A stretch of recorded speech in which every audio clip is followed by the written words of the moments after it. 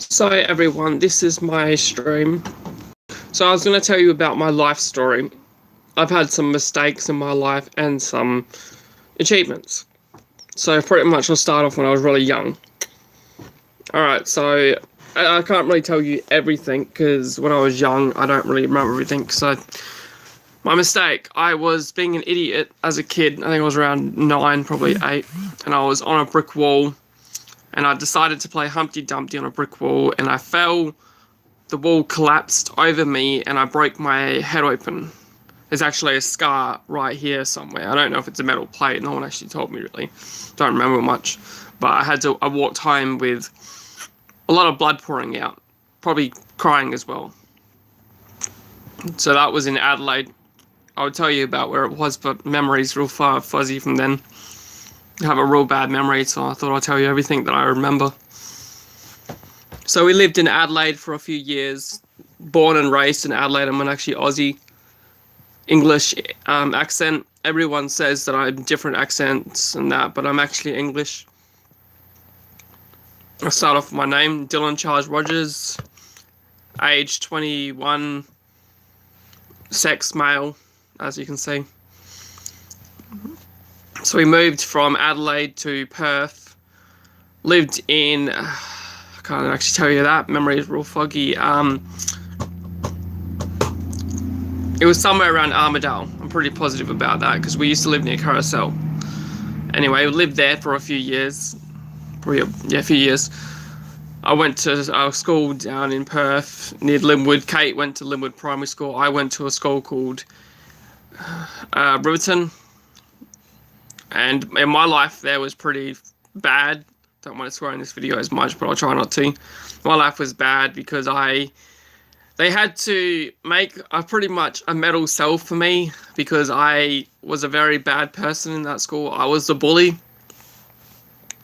People tried bullying me and I really hurt them. So they actually locked me in like a cage. It was brick walls with a big metal iron door, and the window was there once, but I smashed it and I got out. And so then they put metal bars there. You would love to, like, if I could ever go back, I'd show you like what they done because it was unbelievable. It was so weird, but yeah, I still escaped though because I was a tricky bastard. And I used to run across the roofs of the school. And this was only at age probably 12, 13 or something, very young. And I used to climb on the roof, and the cops had to come to the school and try to arrest me. They'd jump on the roof. I would then run across and jump onto another school roof that was not even that far over. Then they would try and catch me, but they were too fat, so they couldn't. So then they would get the dogs on me, and then of course I'd give up because I couldn't be bothered staying on the roof all day. And then Mum would come to school, pick me up. Sometimes Mum was working, so Kate had to walk from her high school just up the road from mine, come pick me up instead, and then we would go hang out at the park because she would pretty much have to walk out of class. She didn't learn much. We didn't learn much at school. So then we moved from there to another area in Perth. I wouldn't be able to tell you. Memory's real fucking fogged. Sorry about my swearing. But we lived with my stepdad, Shane. We didn't mind living there. I went to a different school. Some other school. Wouldn't be able to tell you the name. Lived there for a few, I think it was like a few weeks, few years or some shit, somewhere along the lines. And then we moved from there straight to Tamman, a small shit town. I hated it. Aboriginals down there think they run it. They think they run the town like real bad, but they don't. They don't even own it. I actually made friends with a couple of Aboriginals down there. Spanner, Fat Boy, Marcus, I think it was like Billy or some shit. Good mates we were. Like as kids do, we were stealing. We were fucking bored, so we went to the roadhouse down there and we stole. Pretty bad idea, but hey, there wasn't really the coppers in the town. They had to come from either Keller or Cunderdin to get us, so we knew that we'd have a real high window to steal and like get out of there type thing. And the roadhouse is a shit place, so they didn't have any security guards or anyone to jump over the counter. They were too fat. They hired the fat ones, so we were lucky.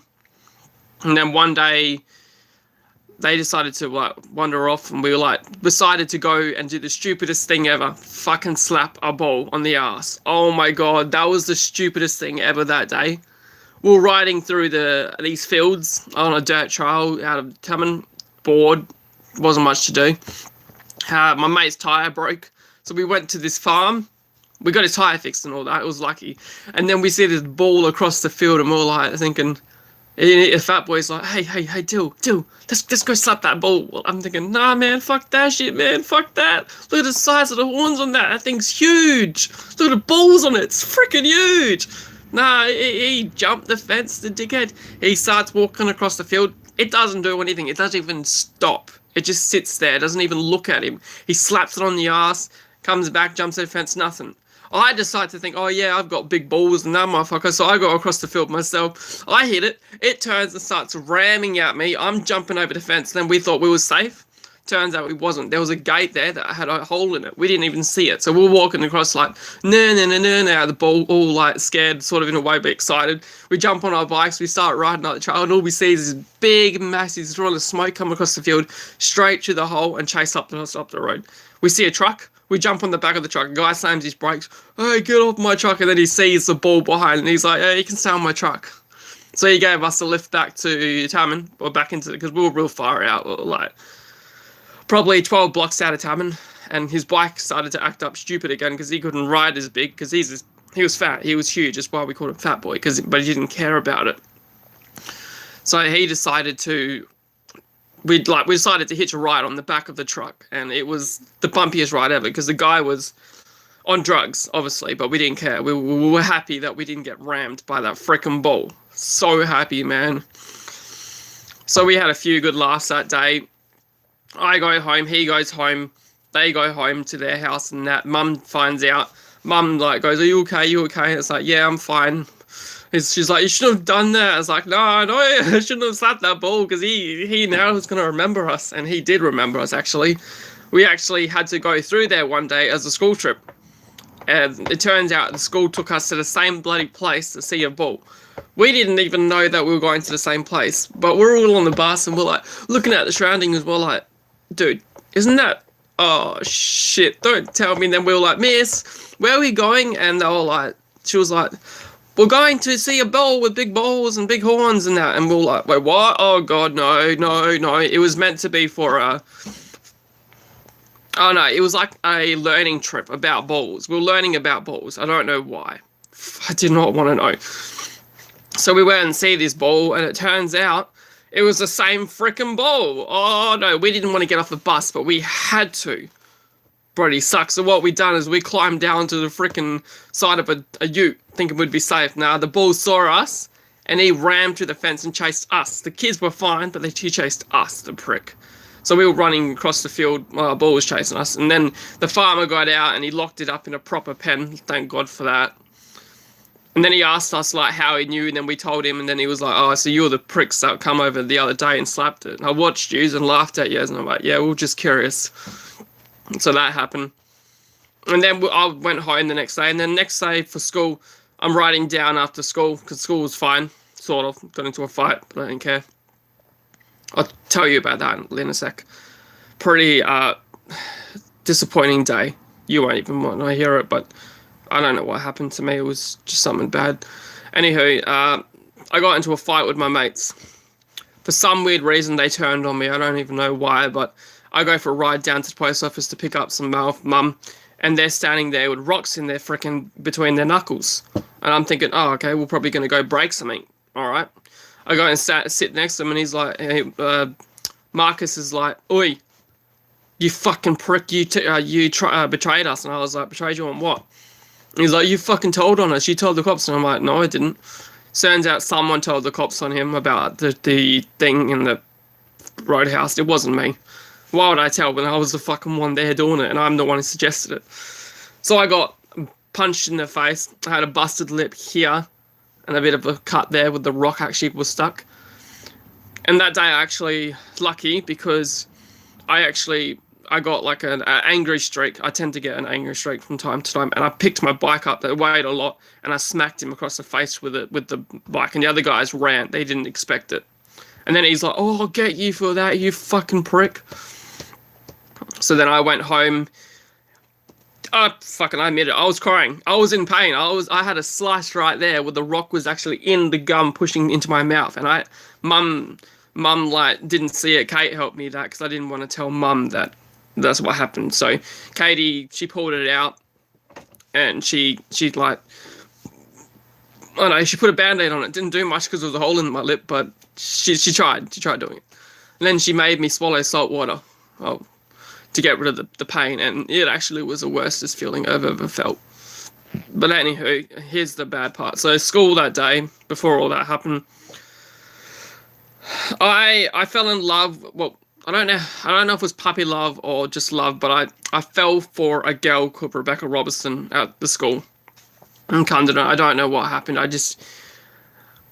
saw it as love at first sight or some shit, but I think it was just me being an idiot or a fucktard or whatever you want to call me. But I thought it would be nice, and when I first started school there, I said it's the first day of school, and I was like, do you know how dinosaurs have eggs? And she's like, how? I'm like, they have sex and then they lay eggs. And I don't know why I said it. I learned that the day before, but it didn't make sense to how I remembered it, because like I don't remember things at all, and I had it clear as day in my memory for some weird reason. So fucking that was all good and that, and then we became friends, sort of. She was a little bit weirded out that what I said, it seemed a bit weird for me saying that. Plus she was very young and I was young and didn't see it being right. So I then sort of fell for her. I don't know how. I'm just going to explain it how I saw it back then. I see it different now, but still. How I saw it back then is I saw a really hot looking girl on the playground, and I was like, whoa, that is a hot chick type thing. And she was hot. She seemed very unique to me. I don't know what seemed unique about it, but I saw a uniqueness to her. So I sort of fell in love type thing for her. It's very difficult to explain, but anywho, that wasn't good, because then I have this problem with my knees. I can't run at all, and I've got problems with my breathing from asthma when I was a kid. It doesn't affect me, sometimes it will affect me when I get overwhelmed. So I came to Sports Carnival in Cunderdin at the Oval, and everyone was running, and they wanted me to run, and I could have impressed her that day and showed how fast I could run, because I do have a fast run, but it only activates when I'm getting chased. It's the only way it activates. So someone has to be chasing me in a very direct way, saying like, I'm going to kill you or bash you, for me to actually pick up my speed and bounce out of there. But because it was just me running just for sports day, it didn't work that way. What happened was I ran, I got over-puffed, I lost my breathing, and I collapsed on the oval. They thought I was joking. They thought I was kidding. They thought I was being a dickhead. But I actually collapsed with a blood nose because my breathing overwhelmed. It was hot that day. I was wearing shorts and a t-shirt, so I don't understand why I overheated. But I overheated. I dropped in the middle of the oval, collapsed with blood running out of my nose, and I actually passed out for around, I think it was like 30, 40 seconds or something, or maybe longer. I wouldn't know. But I woke up in an ambulance. I think I was rushed to the hospital where Mum works, because Mum worked next door to my school. Baddest mistake ever to do. But so I was rushed to hospital, and then they said, was there any? It was Mum wasn't there. She was on doing a carrying, but when she found it, she come running. It's like, hey, are you okay? And all it was just the heat. It got to me, and I just passed out with a blood nose and sore eyes, and I was very, very sore. And so I don't run. I can't do exercise. I can walk around town. Yeah, I can do as much walking as I want, but if it comes to running, I get puffed out quicker because of my asthma when I was a kid. It still affects me. I just don't need a puffer. So that was the worst day ever. I showed Rebecca Robertson that I can't run and I'm not a good sports dealer. And I felt very raging and angry about that. So that the next day going to school, I stayed quiet, because when I was young, I wasn't very much a talker. That's why I was a bit strange that I talked to her, because I never talked to girls when I was at school. I was the quiet one that would do nothing and just do nothing, sit and do nothing and have my own company, because that's all I was. I made friends at that school though. I have a nickname for Jack, because I love Jack, because when I was when I was in Adelaide school, I used to get called dildo and that because my name's Dylan, and I hated it. And now I've got like a comeback for it because I'm older and I figured the comeback. But when I was younger, I hated that. It just drove me out of it. So, but the worst day of all coming to that school was I got very annoyed in class. I can't remember what it was about. I just got angry at something and I took it out over Rebecca Robertson, but I didn't take it against her. I took it out on a brick wall at the side of class, and I wrote the worst thing ever. And reading it from nowadays, because there's actually photos, I'm pretty sure Mum's got photos somewhere. I would show you, but it's how do I explain this? It was very bad for me to write what I wrote. It got me in trouble with the coppers because they thought I had intentions, and one day because I decided to walk to the Cunderdin Hill. I wasn't doing anything wrong. I was just going to walk to the Cunderdin Hill and cool off because I felt very raged from that second. I found out, I noticed, I found out that she lived just around the corner of Cunderdin School, but I didn't know. I just was walking up, and then I heard her mum scream at me and tell me to fuck off, and I was like, well, what did I do? I'm just going to the Cunderdin Hill. I don't even know you. And then she recalled the cops on me, and they come and said that you were stalking and blah, blah, blah. But I wasn't. I was walking to Cunderdin Hill to freaking cool off because I wrote on the brick wall something along the lines of,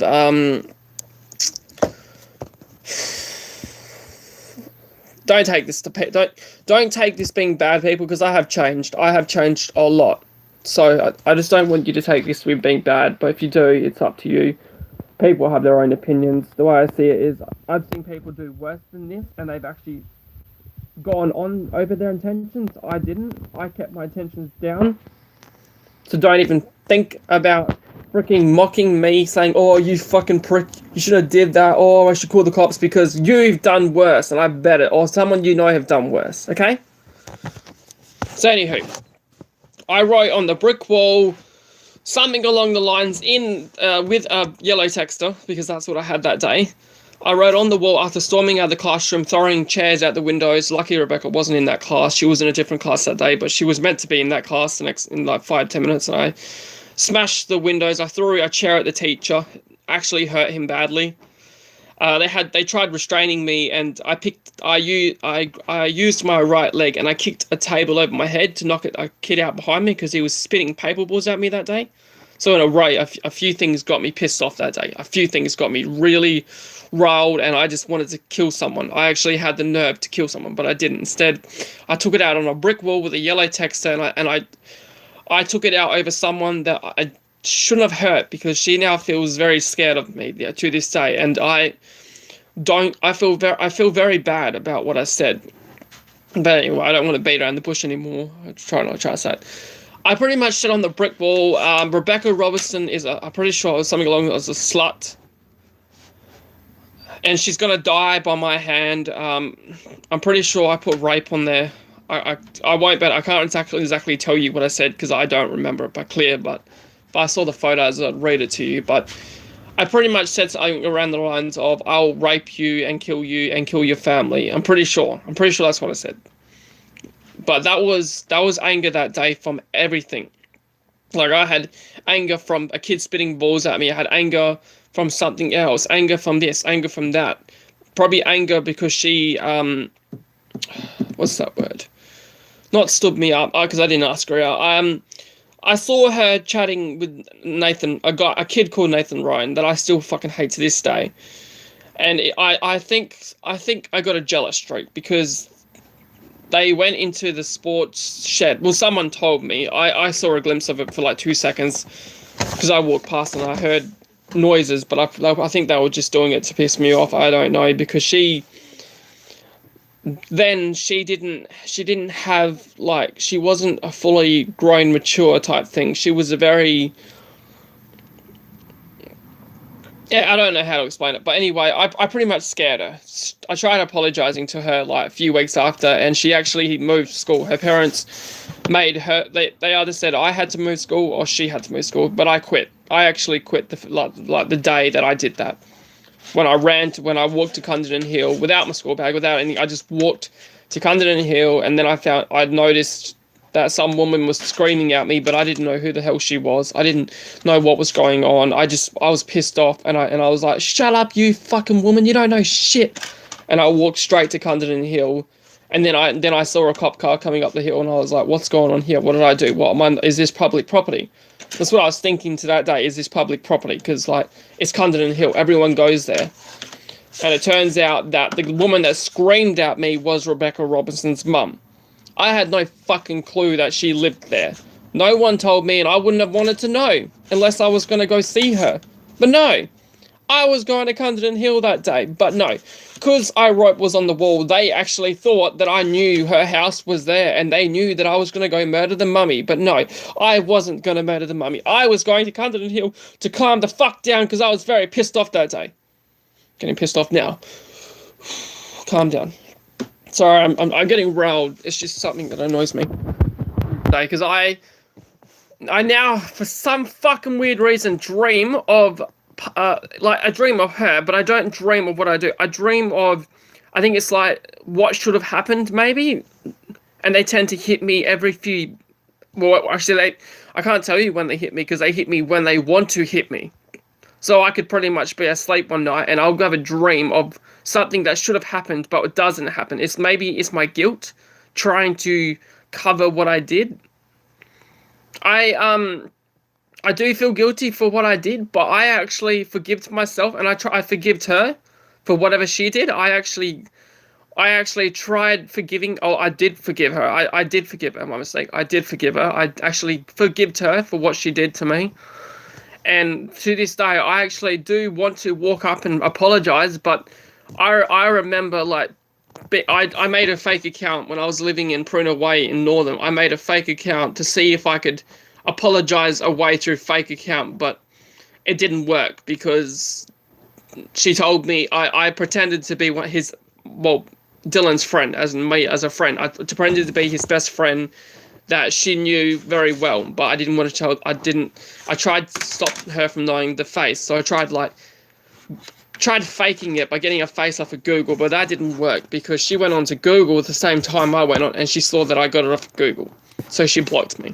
But before blocking me, she told me that she was very scared of him, and she wanted me, like the friend, to not let him go see her at all. That was what she said.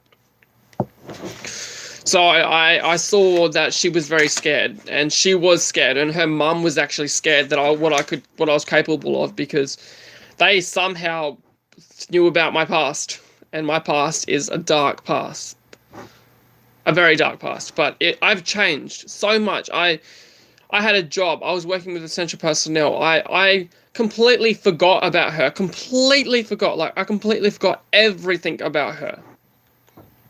But for some reason, I tend to dream about her, but it's not dreaming of what I want to do. It's dreaming of what should have happened, and they always are different. One time, one of my dreams was I was at a freaking... I don't know if it's Perth or anywhere in the world, but I go to a place that looks like Sizzlers, but it's only an ice cream parlor, and I'm in the line getting an ice cream, and I feel someone staring at me, and I turn around, and it's Rebecca, but she's wearing a different outfit. She looks different than what I remember. And she starts chatting to me, and I completely still phasing out in my dream. I don't know who she is, so I just like turn back and like go, I want a mint ice cream and that. And then she's like, hey, is that Dylan? I remember you. And she starts talking to me about primary school, but she doesn't talk about the bad parts, like the bad parts never happened. I think what it is, I think my dream, well, the universe, I don't know if it's the universe or if it's my dream or conscience, I think it's telling me or showing me what could have happened if I didn't hit that dark day. I think that's what's happening. But that's enough about Rebecca. So anywho, I'll move back, I'll just skip back a few pages to Northern, Tammin. I have a very bad past. So Mum moved into a few houses, and because of my rage and anger, I smashed up her dream house in Tammin. I now do pay her back every time I get the chance. I know it can't help, but I pay her back. I gave her money for her book.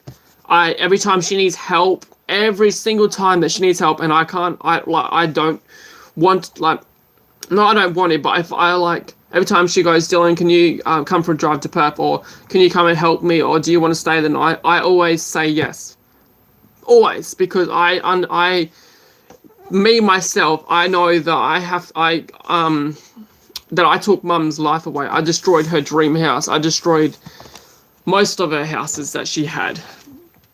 So I know that I damaged a lot, but she's happy now, and I'm not saying that it's good that I damaged her house or anything, because it's not. It was very bad what I did, but it's what I did. And the worst of it is, I'm actually her miracle child. I should probably bring that up too. My brother Brett was diagnosed. Well, he wasn't fully developed. His lungs weren't fully developed. His eyes weren't fully developed. Nothing was developed. So when he came out, he was pretty much, he had cords over him. There's actually a picture somewhere around the house. It's actually a photo of him, and he's in cords. So I feel very, very sad and guilty that I'm her miracle child. Because the differences with Brett was, Mum didn't know she was getting born with me. She had no clue that I was coming. It was just a day where she was about to leave hospital, and then she felt weird, and turns out that she had me. But there was a few differences. I actually was similar to Brett. My lungs weren't fully developed, and that was about it. That's all that wasn't developed was my lungs. So she stayed in hospital for a few years, a few weeks or something, or months. I can't actually tell you. I'd have to get her to tell you if she would want to. And she sat in weeks, and she fighted and kept on fighting every week to keep me alive. When I was born, they had to have me on a one of those breath machines, and I had to be on it until when I was growing up. Well, I think it was around 9, 8ish. I had to be on one of those machines. I can't remember the name of it, but it helped me develop my lungs as well as breathe, and it was all I was on. So I feel sad that Mum had to go through me smashing her houses, because I was just a cunt. I'm going to put it out. I was a complete cunt. I smashed her dream house in Tammin. I smashed her house in Perth. I smashed another house in Perth. And I smashed a house in Adelaide. It's just the way I was. But now what I do is every time she needs help, every single time she needs help, I give her help. Every time she needs the garden done, or she needs me to help her with the porch, or if she's waking up in the morning, I'll get up and make her a chai, because I owe her my life. It's simple as that. And she owes me money. But the way I see it, I don't give a flying fuck she owes me money, because I owe her my life. So if she wanted to, I wouldn't care if she kept the money. But she won't, because she doesn't like to owe people money. She's got this thing where she hates to owe. So, pretty much, I feel guilty for Rebecca Robertson. I would like to one day go to Perth and say sorry, and even if she didn't forgive me, just for to apologize and her to feel my content. But it's not going to work, because I'm a bit stupid, but I stalked her page for a couple of weeks. Not for that reason. It was just to make sure that I wouldn't run into her at all. I did not want to run into her, so I made sure she was in Perth for good. So I stalked her page, and she joined a bikie club. That's because she was afraid of me. I felt very guilty seeing that. I asked a friend to write on there to apologize, and he actually did, because he saw that I felt guilty. I actually broke a glass window over feeling angry about it one day. That's when I was in a relationship a long time ago. I'll tell that in another story, or another biography, or whatever you want to call it, but still. So I actually would love to apologize to her one day, but I don't see that happening. And the universe, or my dreams that are always showing me what could have happened, yeah, it's good and that, but it's not going to happen. Simple as that. I'm not going to get to apologize. All I can do is I can get redemption by helping Mum. Just helping Mum and helping her get her dream together. And her dream is to have her book published. So I helped her with that. And her dream next is to be a millionaire. But not be a millionaire by taking from the government. No. To be a millionaire by doing something proper. By making a book, and by doing meditations and holistic, and doing what she believes real and what her dreams are. That's what I'm helping her with. So pretty much, I've done a lot in my life. Yeah, I've had mistakes. I've had redemptions and like achievements and all that. Like right now, as I said, I'm 21. I'm living with my housemate Richard in Northam. I pay the bills. I pay rent. I do food shopping one few weeks. He does food shopping the next week. I clean the house. He's gay. I don't care. He's gay. I'm straight. We're best mates. We've been mates because he was working at Essential Personnel and became mates. Like because Essential Personnel, it worked. I worked there for a few years or something, but then I stopped going because one time I was sick, but they didn't believe me because I didn't have no doctor's certificate, and then other times I was just lazy because I just didn't have a achievement or anything, and I was young. I was 18 when I was working there, or 19 or some shit. So I was still like in the teen section, but now I'm in the 20, and that's the adult section. I actually want a job. So what I'm doing is I go to Sue's and I do her gardening, and she pays me. And she pays me when she can, because I know that she's got hard times because her son Steven quit his job because he was getting bullied because he's a fucking pussbag and a fat prick. But he's a friend, and I understand he's a friend. Sue is okay. I'd really like it if he got another job and looked and helped with the money situation. But so I go and I help with that. I help mum.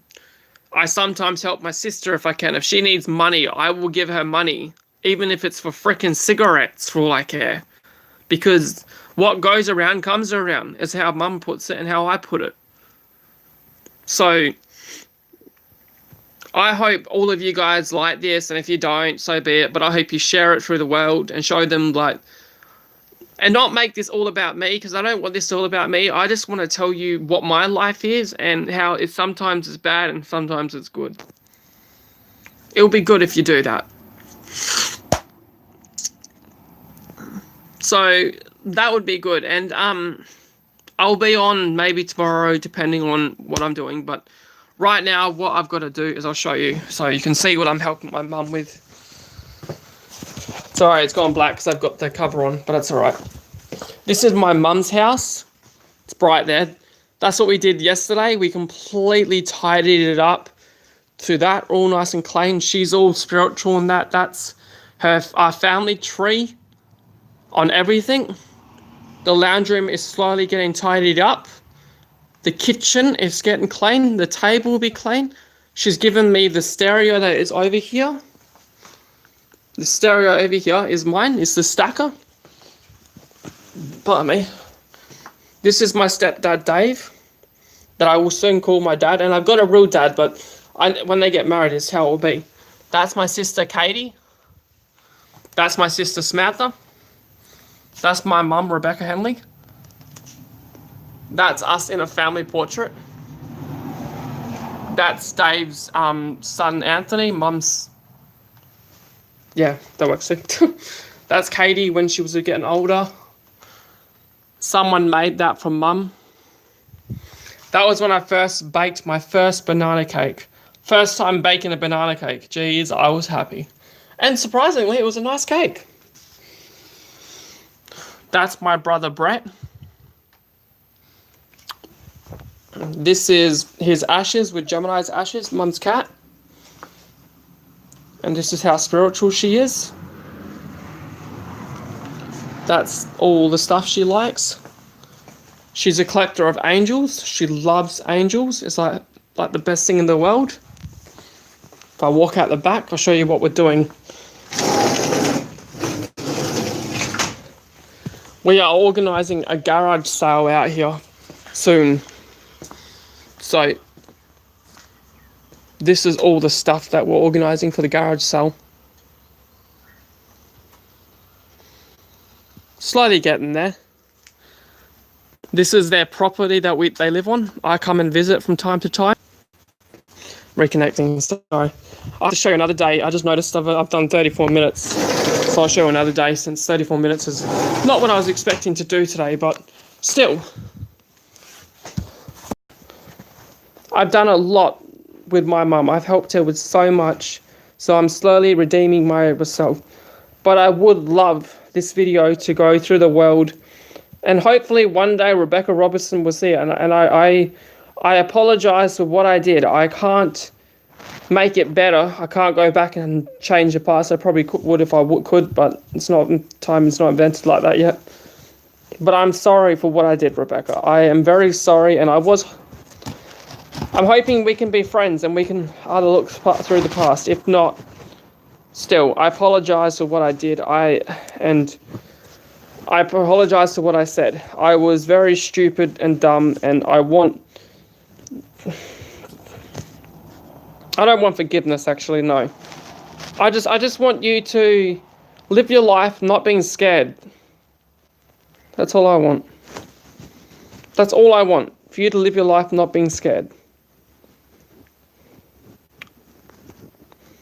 And if you could do that, that would be good. That would make me feel happy if you could do that. Thank you, Rebecca. Bye. Please stop sharing. How do you fucking upload this? Got to figure this one out. Sorry guys, I got to figure out how to stop uploading. I'm not used to this, so you want to stop.